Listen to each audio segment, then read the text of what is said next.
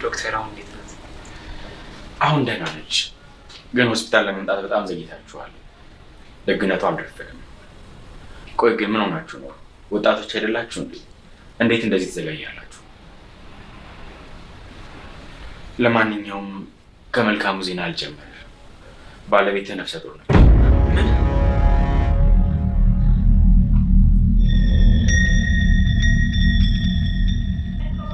ጌትሽ ምን ሆነሃል?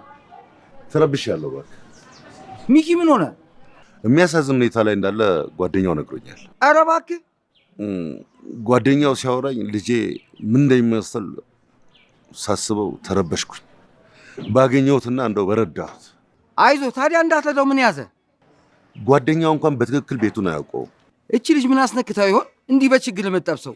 ምን አውቄ ብቻ ፈጣሪ ልጄን ይመልስል። ምንም ይሁን ምን ሐሳብ መልካም ነው፣ ግን ባለበት እንድለው። ልጄን ላግኘው እንጂ ሌላው ቀላል ነው።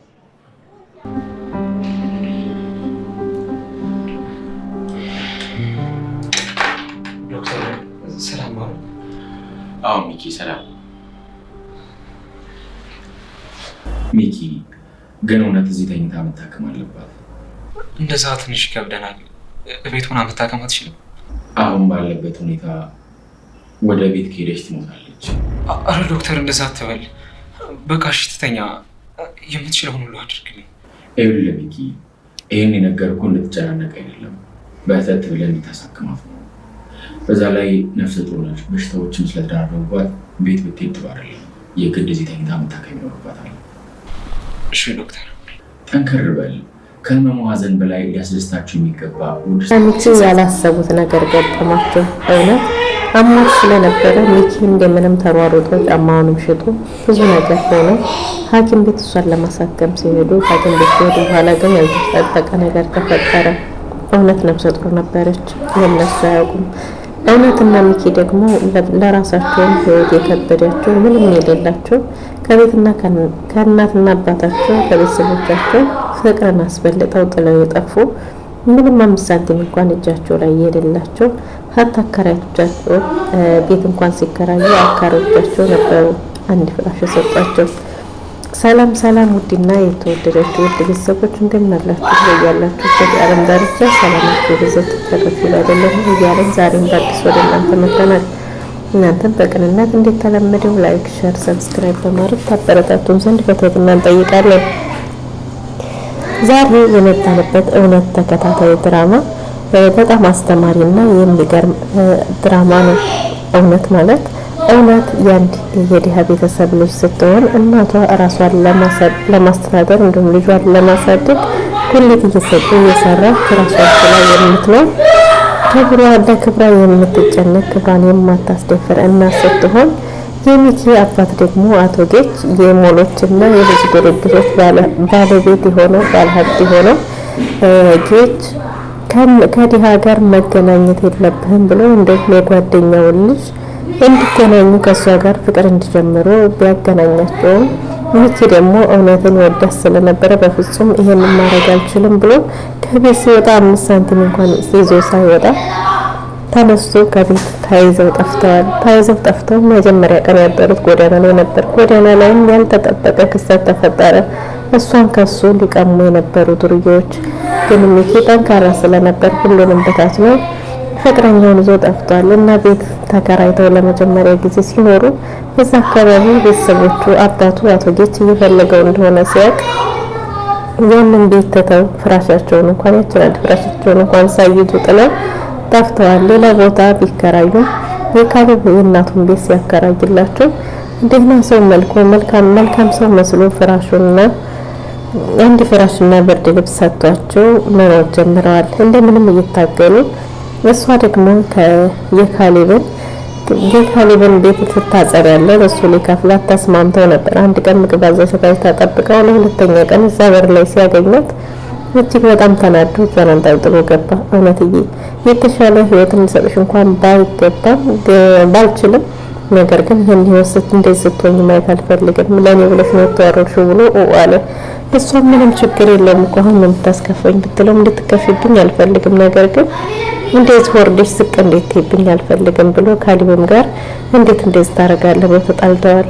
ማስተዳደር ስላልቻልክ አቅም ስላልፈቀደ ያገዝኳችሁ መስሎኝ ነው ቢለውም ስለገዛ አመሰግናለሁ፣ በዚህ ልክ ግን እንድትወርድብኝ አልፈልግም ብሎታል።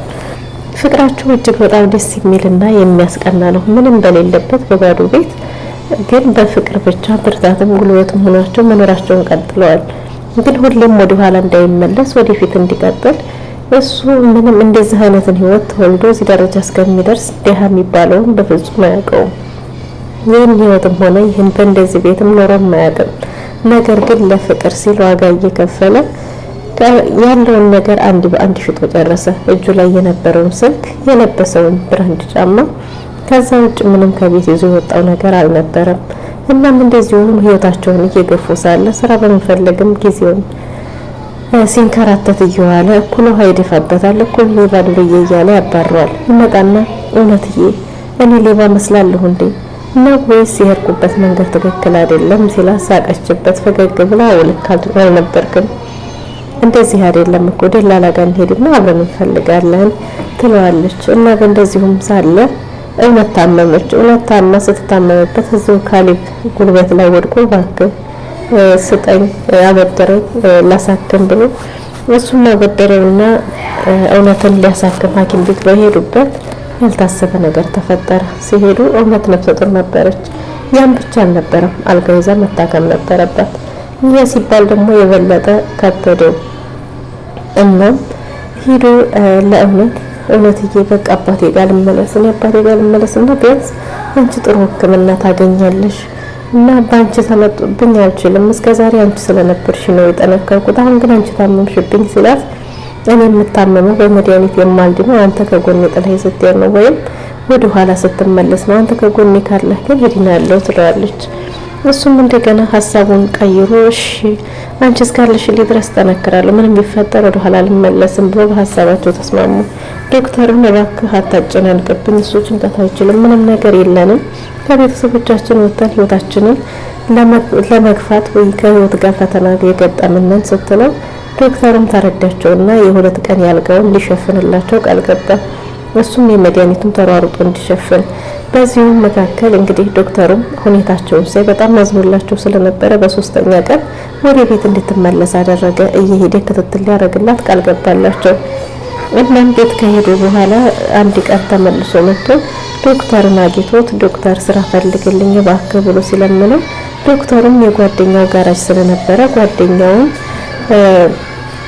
አነጋግሮ አስገባው፣ ያለምንም ተያዥ ያለምንም መስፈርት። ምክንያቱም ጥሩ ልጅ ስለነበረ ነበር ሚኪ ያለምንም ተያዥ ስራ ያስገባው። ስራ ቦታ ቢያስገባውም ዶክተርን የበለጠ አስመሰገነው እንጂ አላሳፈረው። እናም ስራውን እየሰራ ደስተኛ ህይወታቸውን መታገላቸውን ቀጥለዋል። ከዕለታት አንድ ቀን የጋራጁ ባለቤት ጎበዝ ሚኪ ጎበዝ ስለሆነ በስራው ጠንካራ ስለሆነ ስራውን እንዲሰራ ብርታት እንደሆነ ምሳ ጋብዘው። ምሳ ሊጋብዘው ተያይዘው ሲወጡ ግን አዲስ ነገር ሰማ። ኬች የጋራጅ ባለቤት ደንበኛ እንደሆነ እና እኔ ከሌለው ማንም ሰው ሲሰራለሁ ደስ አይለው፣ ምን ራሴ ነኝ የምሰራው፣ ጥሩ ደንበኛ ነው፣ ቲፕም ይሰጣሉ፣ ነገ አብረን እንሰራለን ብሎ ነገረው። ግን ስልክ ሲያወራ ሲሰማ የነበረው የአባቱን ስም ነበር፣ ጌች የሚባል እንደሆነ ባለሀብት እንደሆነና ቲፕ እንደሚሰጥ፣ ባለቤቱ ከሌለ ደግሞ የሚደብረው አይነት ሰው እንደሆነ ነገረው። ዶክተር ሁልጊዜም እየመጣ ቼክ ያደርገዋል። በኋላ ካልተቀየረ በስተቀር ሚኪ በጣም ምርጥ ልጅ ነው፣ ግን በኋላ ምናልባት ካልተቀየረ እንደሌሎቹ እያለ ሁሉ ይነግረዋል።